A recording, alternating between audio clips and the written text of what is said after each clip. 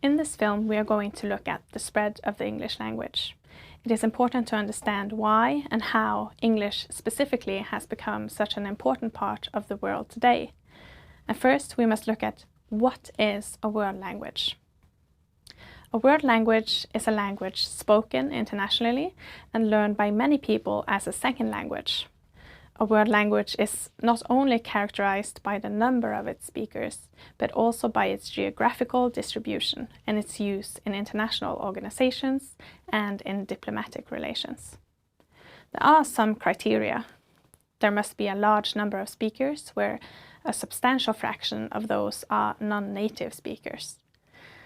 The language must have an official status in several countries, and it must be used in international trade relations and in international organizations. By this definition and by these criteria, we can see that we have several world languages. Examples are English, of course, but also Chinese, French, Russian, Spanish, Arabic, Portuguese, and German. As you can see, we have many world languages, but none can compete with English in terms of importance. English has a unique role. With a more connected and intertwined world, learning and knowing English has become increasingly important. So why is English a world language? To explain the spread of English, we must look at three different aspects. First, the British Empire. Up until the 1500s, English was only spoken in the British Isles. From then on out, the language spread to all corners of the world. The Brits travelled around the world, creating colonies to gain control over land and resources. And further, in the Industrial Revolution in the 1800s, it was increasingly important to control land and resources, raw materials, and world markets. At its peak in the late 1800s, the British Empire governed a quarter of the world's population, which is a substantial number.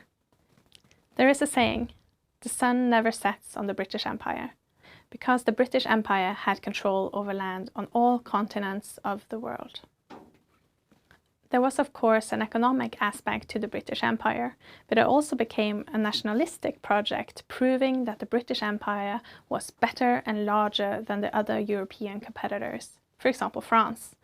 And as a direct consequence, billions of people all over the world speak English today. After the Second World War, the United States took over as a leading superpower in the world. The influence of a language depends on the power of the people who speak it, and the United States has, without a doubt, a lot of different kinds of power. So what kind of power does the United States have? The US has both political and military power. There's no doubt about it. This comes to show in their position in the world markets and international organizations, and of course in their military power as a force to be reckoned with in both conflict and in peacemaking operations.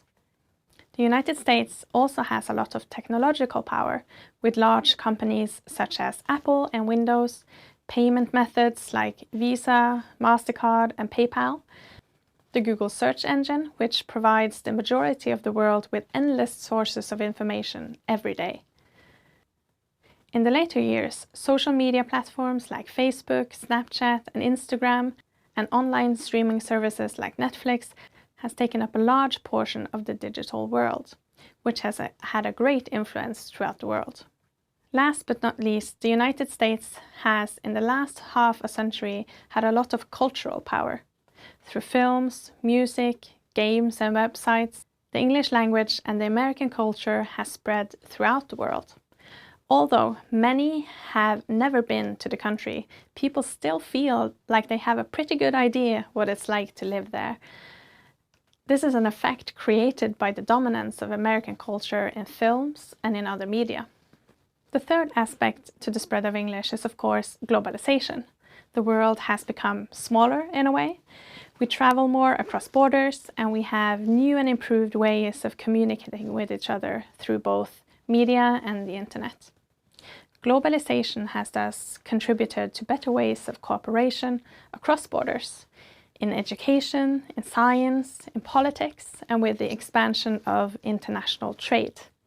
All of these fields create a need for a common language, and English has thus become the natural lingua franca since it was already spread throughout the world. A lingua franca is a common language between speakers whose native languages are different, and English is more often than not the natural choice. We have in this film defined what a world language is and looked at 3 aspects to the spread of English and how it has become one of the most important languages in the world today.